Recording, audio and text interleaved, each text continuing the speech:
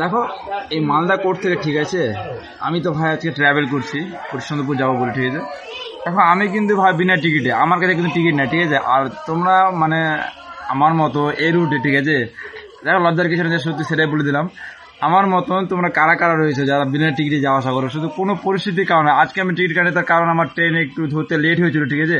তবে আমি দেখবো যে কারা কারা বিনা টিকিটে যাওয়া আসা করে। যদি কেউ যাও তাহলে অবশ্যই কিন্তু আমাকে জানাবে, কারণ আমি দেখবো তাদের সেই মুখগুলো বা তাদের কমেন্টগুলো তারা কি করে।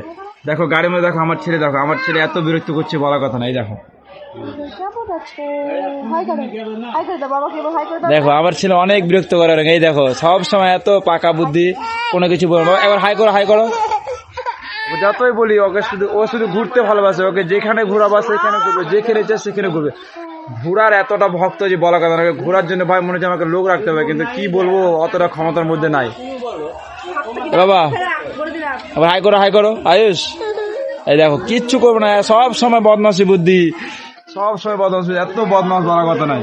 24 ঘন্টা ঘুরতে ভালোবাসে।